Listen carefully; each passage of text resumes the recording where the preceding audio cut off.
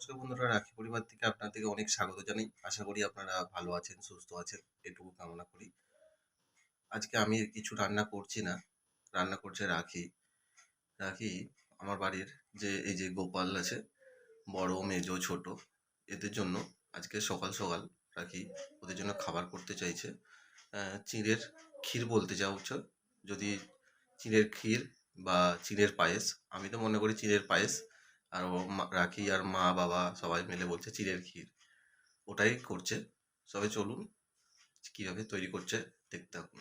আবার আপনাদের বাড়িতে যদি কারো গোপাল থাকে, এই খাবার করে খাওয়াবেন, দেখবেন যে অনেক ওরা খেয়ে আনন্দ পাবে।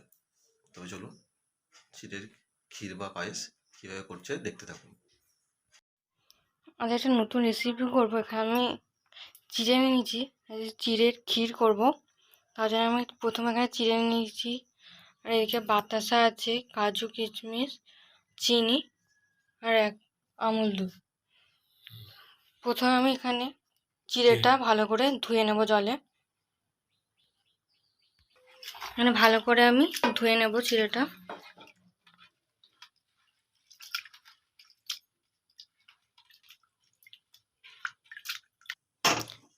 এদিকে আমার চিড়েটা ধোয়া হয়ে গেছে, দেখতে পাচ্ছেন। এরপর আমি এদিকে কড়া বসিয়ে কড়াটা গরম করতে দেব। গ্যাসটা জ্বেলে নেব। এর মধ্যে আমি কড়াটা এবার দিয়ে দেব।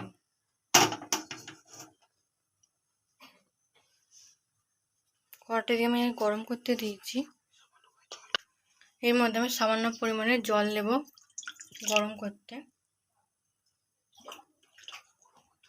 জল গরম হয়ে গেছে, এর মধ্যে আমি এবার দুধটা দিয়ে ভালো করে গুলিয়ে নেব।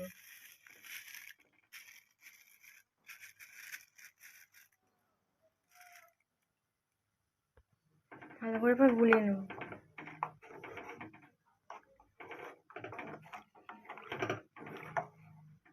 এদিকে আমার দুধ গোলানো হয়ে গেছে, এর মধ্যে আমি চিনিটা এবার দিয়ে দেবো।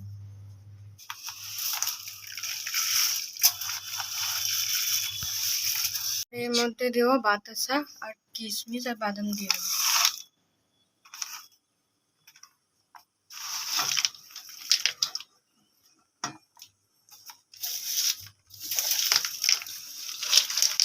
এবার ভালো করে একটু নেড়ে নেব, চিনি আর বাতাসাটা ভুলে যায়। দেখতে পাচ্ছেন আমার এখানে বাতাসা চিনি মিশিয়ে গেছে। এর মধ্যে আমি ভিজানো চিড়েটা দিয়ে দেব।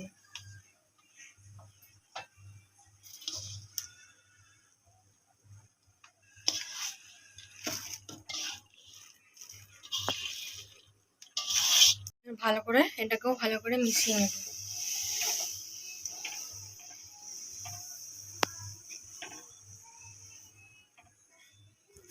এখানে চিড়েটা সেদ্ধ হচ্ছে ভালো করে, কেমন ফুটতেছে দেখতে পাচ্ছেন।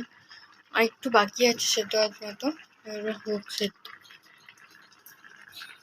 এটা এখনো জল আছে, আমি এটা মাখা মাখা করে দেব। এদিকে আমার চিড়ের ক্ষীর রেডি হয়ে গেছে, আমি এবার এটাকে লাবিয়ে নেব। দেখতেই পাচ্ছেন কেমন হয়েছে, বসা বসা।